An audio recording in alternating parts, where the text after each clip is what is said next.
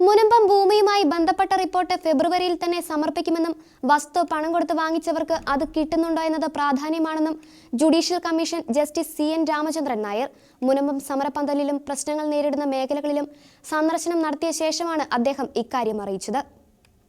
മുനമ്പത്ത് വസ്തു പണം കൊടുത്ത് വാങ്ങിച്ചവർക്ക് അത് കിട്ടുന്നുണ്ടോ എന്ന കാര്യം പ്രധാനമാണെന്ന് ജസ്റ്റിസ് രാമചന്ദ്രൻ നായർ അറിയിച്ചു. ഇവിടം സാധാരണക്കാരായ ആളുകൾ വർഷങ്ങളായി താമസിക്കുന്ന സ്ഥലമാണ്. വഖഫ് ബോർഡിന്റെ ഭാഗത്തു നിന്നുള്ള വിശദീകരണം കിട്ടേണ്ടതുണ്ട്. ഈ മാസം 10-ന് ശേഷം ഹിയറിംഗ് ആരംഭിക്കും. ഫെബ്രുവരി അവസാനത്തോടെ റിപ്പോർട്ട് സമർപ്പിക്കാൻ കഴിയുമെന്നാണ് പ്രതീക്ഷിക്കുന്നതെന്നും judicial commission justice CN Ramachandran Nair പറഞ്ഞു. നേരത്തെ കോട്ടപ്പുറം രൂപതാ ബിഷപ്പ് ഡോക്ടർ അംബ്രോസ് പുത്തംവീട്ടിലെ നേതൃത്വത്തിൽ സമരസമിതി പ്രവർത്തകരും വഖഫ് സംരക്ഷണ സമിതി പ്രവർത്തകരും കമ്മീഷനുമായി കൂടിക്കാഴ്ച നടത്തിയിരുന്നു. മുനമ്പം സമരം 85 ദിവസം പിന്നിട്ടിരിക്കുന്ന ഇന്ന് രാവിലെ 10 മണിയോടെയാണ് കമ്മീഷൻ മുനമ്പത്തെത്തിയത്. Fort Kochi sub collector K Meera, revenue ഉദ്യോഗസ്ഥർ തുടങ്ങിയവരും ജസ്റ്റിസ് രാമചന്ദ്രൻ നായർക്കൊപ്പമുണ്ടായിരുന്നു. സമരപന്തലിലെത്തിയ അദ്ദേഹത്തിന് മുന്നിൽ മുനമ്പത്തെ ജനങ്ങൾ തങ്ങളുടെ പ്രയാസങ്ങൾ അറിയിച്ചു. ഇവരെയെല്ലാം കേട്ട ശേഷമാണ് അദ്ദേഹം പ്രദേശങ്ങൾ ചുറ്റിക്കണ്ടത്. മുനമ്പത്തെ ഭൂമിയിൽ വഖഫ് ബോർഡ് അവകാശവാദം ഉന്നയിക്കുന്നതുമായി ബന്ധപ്പെട്ടുള്ള പ്രശ്നത്തിന് പരിഹാരം കണ്ടെത്താൻ സർക്കാർ നിയോഗിച്ച ജുഡീഷ്യൽ കമ്മീഷനാണ് justice CN Ramachandran Nair. Shekinah news, Kochi.